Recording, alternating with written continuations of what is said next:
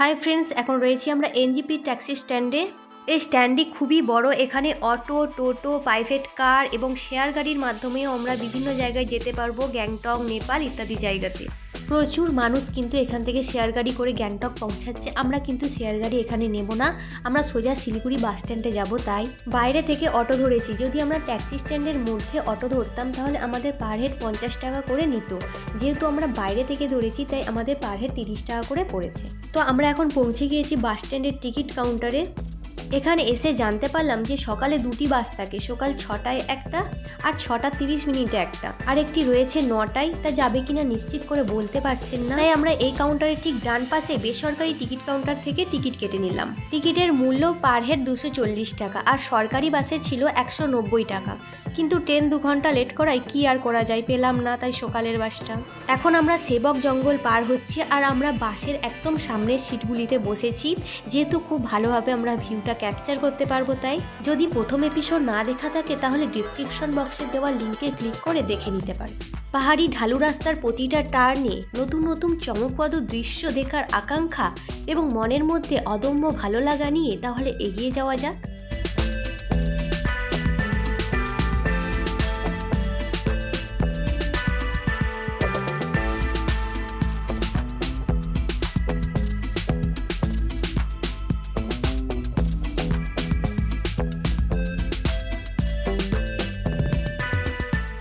Landfall হয়েছিল, তারই কাজ চলছে এখানে।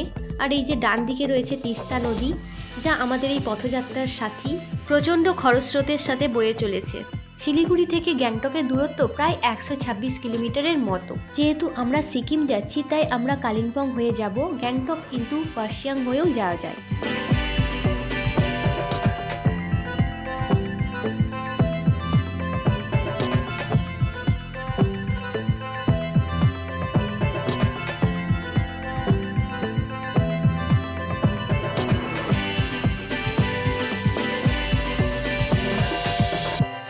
প্রবল বৃষ্টির কারণে রাস্তার মাঝে মধ্যেই কিন্তু ল্যান্ডফল হয়েছে, আর এখানেও তাই একই।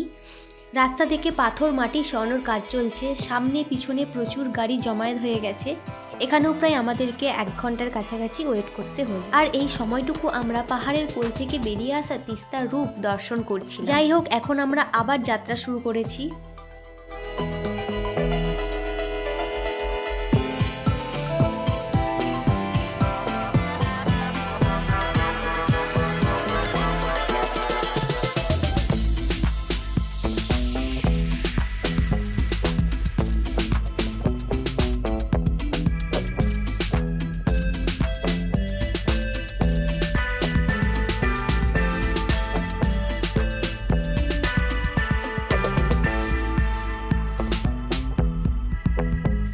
এই যে দেখতেই পাচ্ছি আমরা আর গ্যাংটক থেকে 40 কিলোমিটার দূরে রয়েছি। এখানে ড্রাইভার মহাশয় বাসটা থামালেন এবং সবাইকে ব্রেকফাস্ট করার জন্য 10 মিনিটের সময় দিলেন। আমরা গরম গরম ভেজ মোমো নিয়েছি, তো বেশ খিদেও পাচ্ছিল, তাই এখন খেয়ে নেব।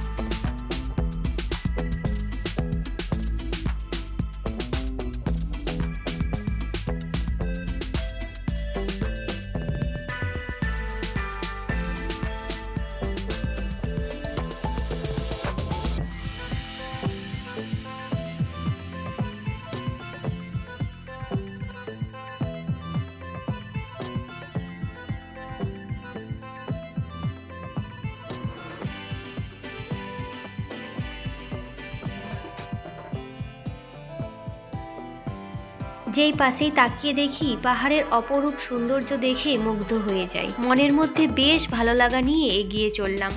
তবে আর বেশি পথ বাকি নেই, এই মার্কেটের মধ্যেই সামনেই আমাদেরকে নামিয়ে দেবে। আমাদেরকে বাস ড্রাইভার বললেন যে এটাই হচ্ছে লাস্ট স্টপ। কিন্তু যেহেতু আমরা এমজি মার্গের কাছাকাছি থাকতে চাই তাই আমরা এখান থেকে একটা ট্যাক্সি ধরে নেব।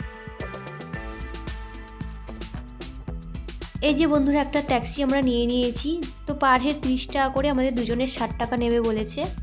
এখানকার ট্যাক্সির আরামদায়কের অনুভূতি কিন্তু আলাদা রকমেরই। সমস্ত ট্যাক্সিগুলি সেম প্রাইভেট কারের মতো।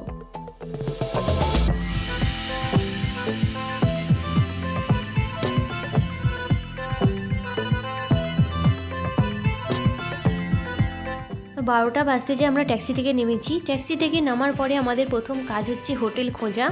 তাই আমরা একটু উপরের দিকে উঠে দেখছি যে কোন হোটেলে থাকা যায়। আমরা কিন্তু আগে থেকে হোটেল বুক করে আসিনি, তবে আগে থেকে হোটেল বুক করে না আসলেও কোনো অসুবিধা হবে না, কারণ চারিপাশেই প্রচুর হোটেল রয়েছে।